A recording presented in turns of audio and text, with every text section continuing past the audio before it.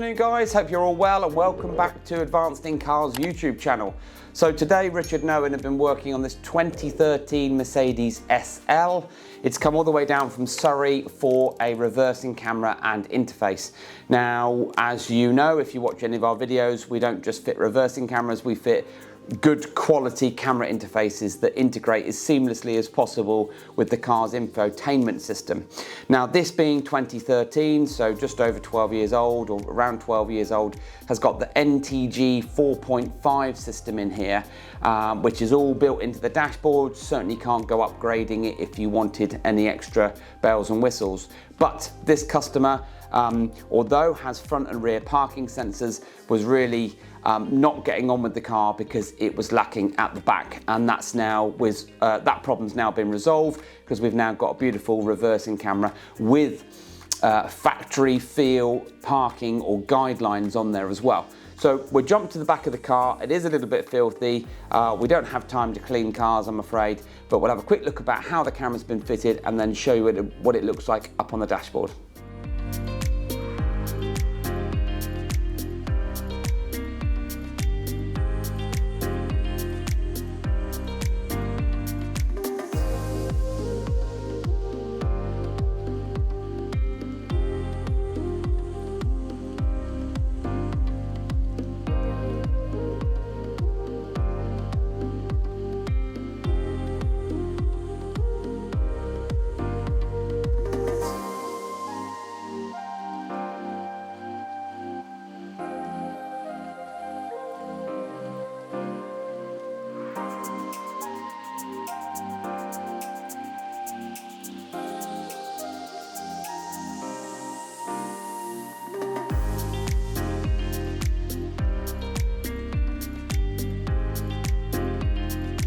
During the course of the video, you have seen Owen working hard fitting the reversing camera.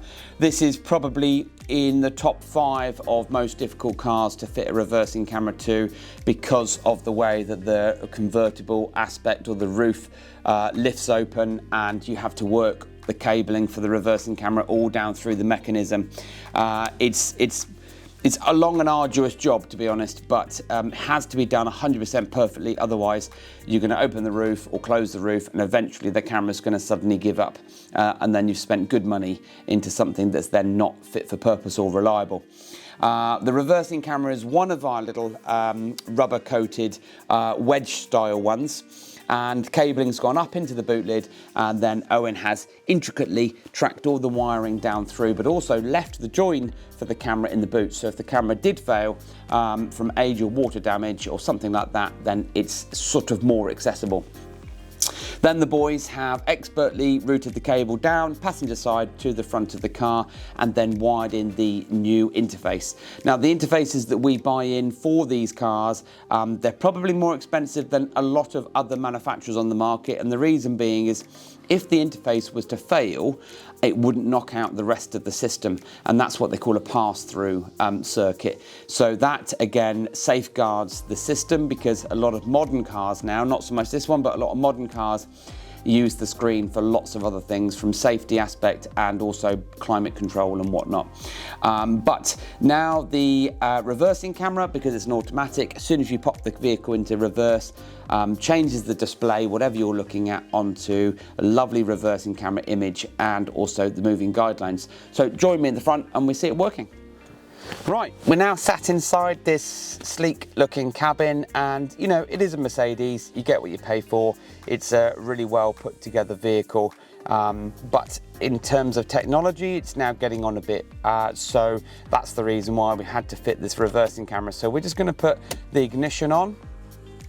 System will just boot up. As I said at the beginning of the video, this car has got factory front and rear parking sensors with a little visual segment display that appears up on the top dash and also at the back. But when we now put it into reverse gear, so I'm going to put my foot on the brake, pop it into reverse, and you'll then get the parking image up on the display.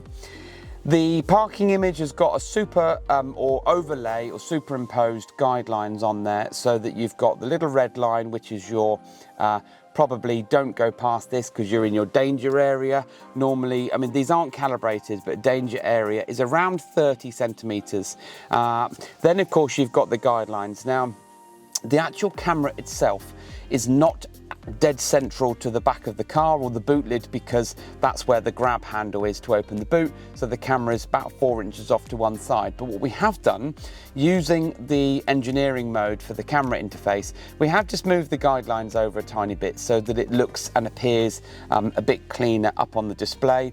But as we tell all of our customers, guidelines are there to show you if the vehicle or steering wheel isn't straight, which I will show you in a second.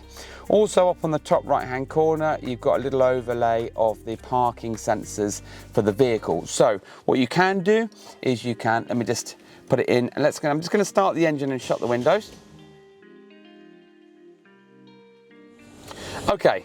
So now I've started the engine because the car has had the ignition on but without the engine running for a little while, so it's just timed out. So what I'm going to do now is just pop the car back into reverse gear. And we've got the moving guidelines up on the screen as well as the image. If I was to move the steering wheel full lock to the left, you can see that the moving guidelines then show the trajectory of where the car is going to end up.